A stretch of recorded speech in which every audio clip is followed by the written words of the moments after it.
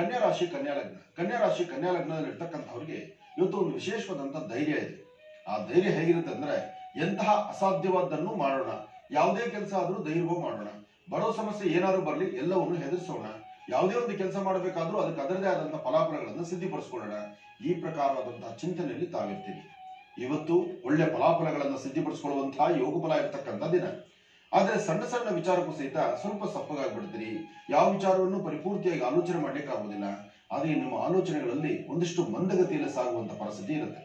ಇವತ್ತು ನೀವು ಮಾಡಬೇಕಾಗಿರ್ತಕ್ಕಂಥ ಕೆಲಸಗಳನ್ನ ಸ್ವಲ್ಪ ಅರ್ಥಗರ್ಭಿತವಾಗಿ ಚಿಂತನೆ ಮಾಡಿದ್ರೆ ಫಲಗಳಿಂದ ಸಾಕಷ್ಟು ಅದೃಷ್ಟವನ್ನು ಸಿದ್ಧಿಪಡಿಸ್ಕೊಳ್ತೀರಿ. ಇವತ್ತು ಕನ್ಯಾ ರಾಶಿಯಲ್ಲಿ ಇರ್ತಕ್ಕಂಥವ್ರು ಮಧ್ಯಾಹ್ನ ಸರಿಯಾದ ಸಮಯಕ್ಕೆ ಆಹಾರ ತಗೊಳ್ಳಿ.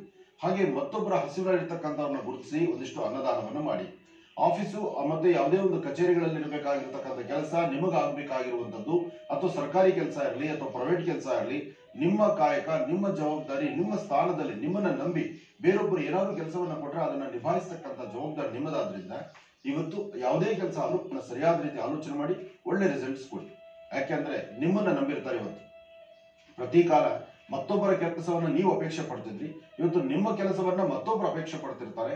ಅದಕ್ಕೆ ಬೇಕಾದ ಸಹಕಾರ ಕೊಡಿ. ಹಾಗೆ ಸಾಧ್ಯವಾದರೆ ಯಾವುದೋ ಒಂದು ದೇವಿ ದೇವಸ್ಥಾನಕ್ಕೆ ಹೋಗಿ ಅಲ್ಲಿ ಕೊಡುವಂತಹ ಮಹಾಪ್ರಸಾದವೋ ಅಥವಾ ದೇವರ ಒಂದಿಷ್ಟು ಕುಂಕುಮ, ಹೂ ಪ್ರಸಾದನೋ ಅದು ನಿಮ್ಮ ಜೊತೆಲಿ ಇಟ್ಕೊಳ್ಳಿ. ಇದರಿಂದ ತುಂಬಾ ಅನುಕೂಲವನ್ನ ತಾವು ಸಿದ್ಧಿಪಡಿಸ್ಕೊಳ್ತೀರಿ. ಇನ್ನ ತುಲಾ